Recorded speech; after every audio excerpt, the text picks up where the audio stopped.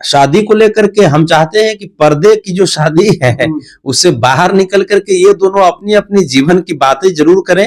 और तो आपकी अर्धांगिनी भी जो है वो भी तो हमारे समाज की बेटी बहन है, तो हम तो आपके गलत बयानबाजी का विरोध तो करेंगे।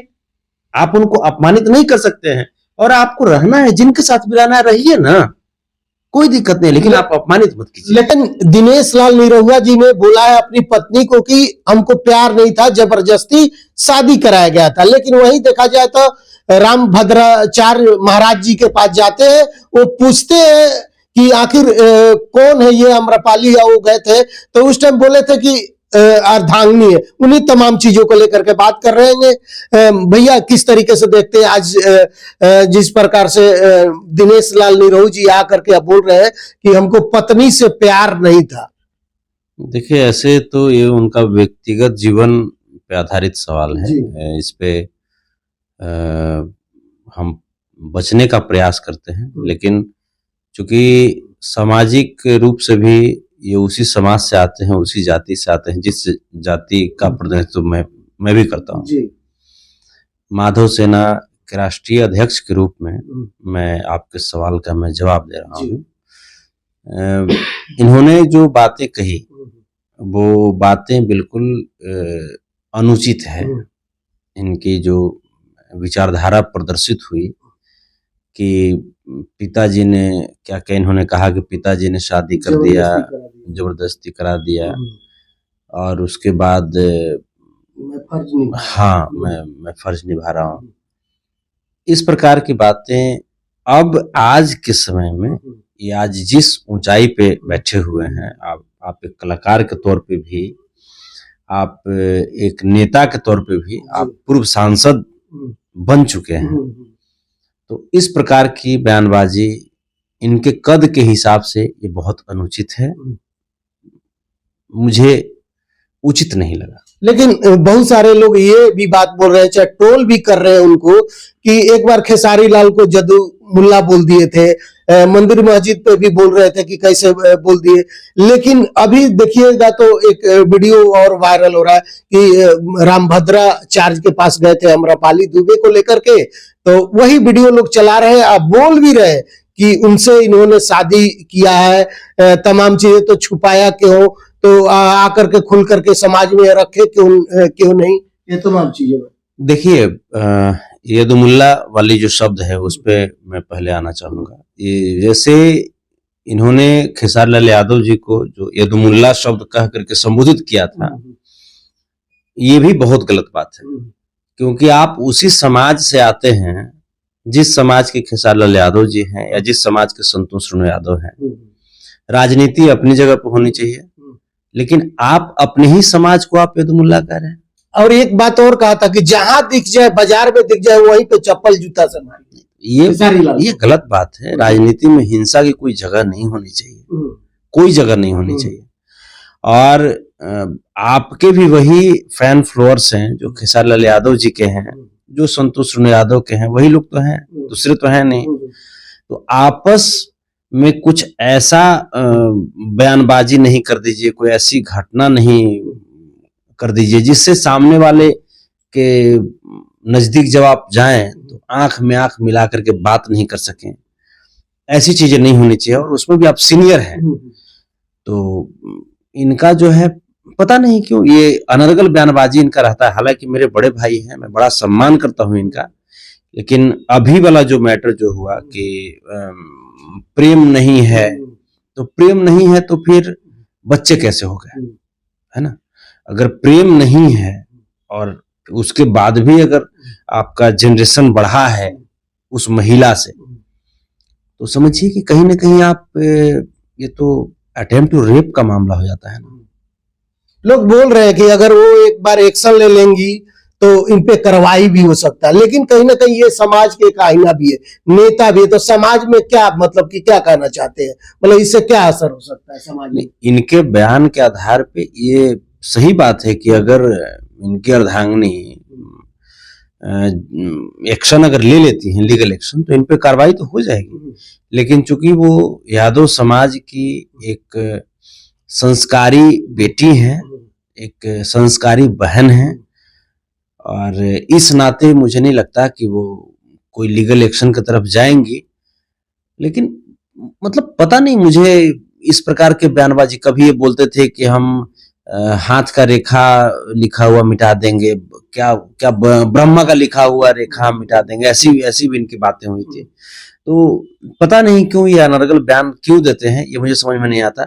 सांसद के तौर पे कलाकार जगत से मनोज तिवारी जी भी गए, रवि किशन जी भी गए, लेकिन जितना अनर्गल बयानबाजी ये खुद के लिए करते हैं या खुद के परिवार के लिए या समाज के लिए करते हैं, उतनी अनर्गल बयानबाजी न हम रवि किशन जी को करते देखे, न हम मनोज तिवारी जी को करते देखे। बिल्कुल। खेसारी लाल को लेकर चुनाव में भी लगातार उनपे मतलब बातों का बाढ़ छोड़ रहे थे। खेसारी लाल बोले थे कि मंदिर बना रहे हैं, वहां पे हॉस्पिटल भी बनाइए, तो ये उसी टाइम यदुमुल्ला बोले, अब बोले कि ये सब नहीं बोलना चाहिए। मतलब तमाम चीजें आप देख रहे होंगे उस टाइम कितना उल्टा पुल्टा खेसारी लाल यादव को बोल रहे थे।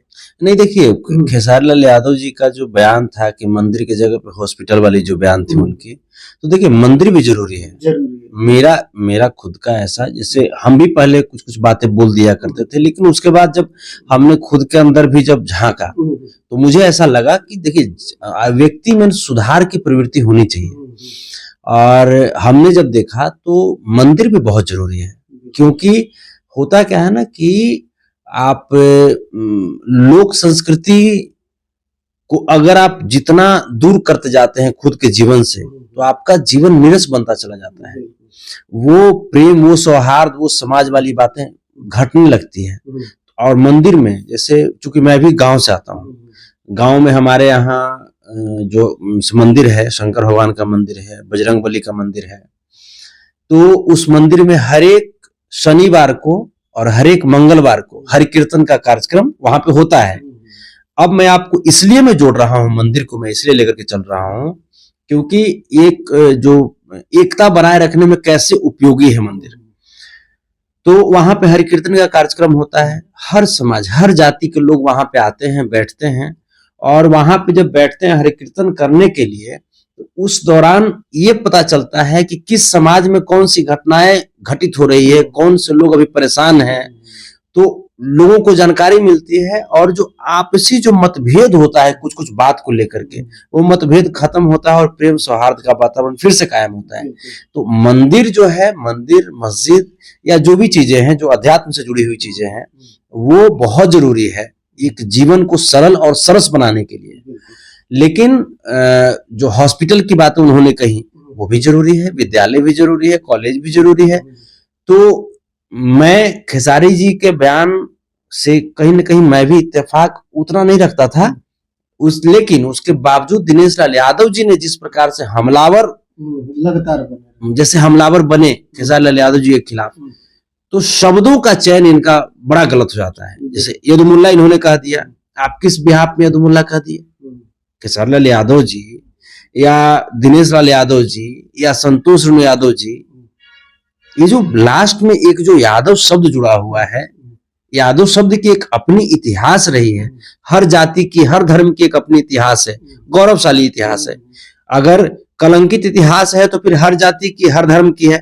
वैसे ही गौरवशाली इतिहास जो है यादव समाज के, जिस समाज में, जिस जाति में भगवान श्री कृष्ण अवतरित हुए, जिस जाति में वीर लोरिक अवतरित हुए, तो जिस जाति में अल्लाह का अवतार हुआ, आप उस जाति के लोगों को अपमानित कैसे कर सकते हैं? और मैं उसी समाज से हूं, उसी जाति से हूं जिस जाति ने कालिया नाग को नाथने का काम किया, जिस जाति में अवतरित होकर के भगवान ने गोवर्धन पर्वत को अपनी उंगली पर उठा लिया, जिस जाति में अवतरित होकर के भगवान श्री कृष्ण ने काल चक्र रूपी सुदर्शन चक्र को उंगली पर धारण कर लिया, आप उस जाति को यदुमुल्ला कैसे कर सकते हैं? ये मतलब कहीं ना कहीं ये बयान देने में हड़बड़ा जाते हैं और ये मतलब बहुत ओवर कॉन्फिडेंट होकर के बोल देते हैं। इसी वजह से ये हर बार ये बात विवाद में पड़ जाते हैं। अच्छा, अम्रपाली दुबे को लेके जाते हैं रामभद्राचार्य के पास, हम वहां पे बाबा पूछते हैं कि ये कौन है, आपकी बहन है? तो कहते नहीं, अर्धांगिनी है। इसको किस तरीके से देखते हैं? अब वही तो हम कह रहे हैं कि वो किस तौर पे कह रहे थे। अब तो खैर सामने सब कुछ आ रहा है ना। जैसे पहले तो हम भी मजाक में से बहुत सारी चीजें बोल दिया करते थे, लेकिन अब तो खुद ही इन्होंने मजाक बना लिया खुद का। इन्होंने खुद ही अपनी अर्धांगिनी को इस प्रकार से, भाई जब तक आप, इससे बढ़िया था कि उनको आप फ्रंट पे कभी लाते ही नहीं। एक गृह प्रवेश के दौरान एक फोटो वायरल हुआ उनके साथ का, तो क्या वो फोटो इसीलिए वायरल आपने कराया कि बाद में उनको जलील करना है? तो ये चीजें बहुत गलत है। और जो आपके को एक्टर हैं, तो को आर्टिस्ट को आप अर्धांगिनी बोल दिए, तो अब तो समाज के लोग मानेंगे ना कि हाँ भाई आपको पत्नी से प्रेम है नहीं। अब तो वीडियो बन रहा है, लगातार लोग बोल रहे हैं। हाँ, तो आप इससे बढ़िया है कि शादी कर लीजिए। इससे बढ़िया है कि आप, जैसे ये तो खैर कंफर्म है, अब तो आप 45-50 की उम्र में आ गए, अब आप क्या पत्नी से प्रेम कीजिएगा? अब तो वो बेचारी बाल बच्चे वाली जवान बाल बच्चे हो गए, अब तो बाल बच्चों का शादी करने का उम्र आ गया, और उस उम्र में आप उनको इस प्रकार से सजा दे दी, एक तरह से जिंदगी को एक सजा के रूप में तब्दील आपने कर दिया। लोग लाख सवाल पूछेंगे, आप एक कहते हुए थोड़ा सा भी सोचे क्या कि उतना दिन तक वो कैसी संस्कारी बेटी रही होंगी, वो कैसी संस्कारी बहन है कि आप इस प्रकार की मानसिकता के साथ घर में रहते थे और फिर भी वो एक उफ तक नहीं बोली। तो आप, ये आपके संस्कार और ये आपके विचारधारा पर सवालिया निशान पैदा होता है। दिनेश लाल यादव जी बड़े भाई हैं, आप सम्मान करते हैं आपका, कल भी करते थे, आज भी करते हैं और आगे भी करते रहेंगे।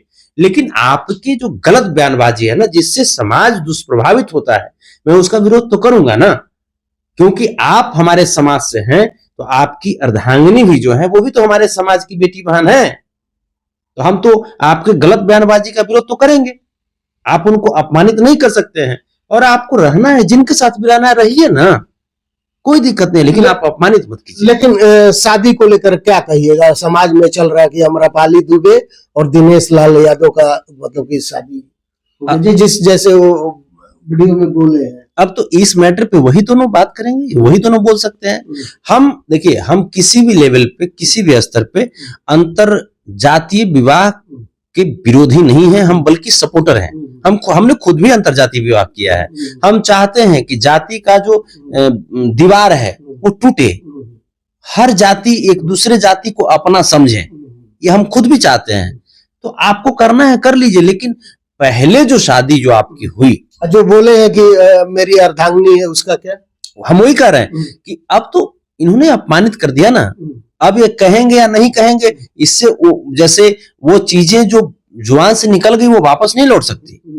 तो अब इनको जो करना है करें, लेकिन कहने का मतलब कि आप कुछ भी कीजिए, आगे कुछ भी जो करना है वो कीजिए, लेकिन आप किन्हीं को सम्मान नहीं दे सकते, तो आपको किसी को अपमानित करने का भी अधिकार नहीं। लेकिन अम्रपाली दुबे से पूछा गया, कई बार मीडिया पूछा कि आप शादी कब करेंगे, तो बोल रही है कि शादी नहीं करना है, हमको कैमरा से मतलब प्यार है, मतलब कि कैमरा लाइट, यही सब से। चलिए, बहुत अच्छी कलाकार हैं वो, बहुत अच्छी कलाकार हैं, हम उनके कलाकारी का सम्मान करते हैं, और सीनियर कलाकार हैं, तो हम तो सम्मान करते रहेंगे उनका, और उम्मीद करेंगे कि उनका जो जीवन हो बड़ा खुशगवार हो, बहुत खुशनुमा जीवन हो, और अपने जीवन में खूब खुश रहें। लेकिन कुछ बताए नहीं कि मान लो कि इन दोनों का जोड़ी को लेकर क्या कुछ? बहुत अच्छा चर्चा में तो रहती है।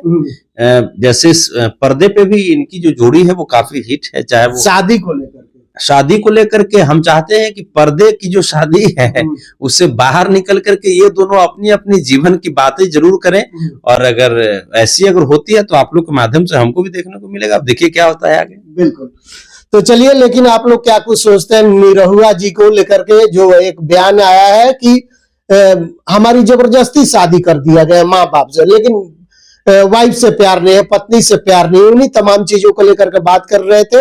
लेकिन आप लोग क्या कुछ सोचते हैं, जरूर बताइएगा। धन्यवाद, नमस्कार।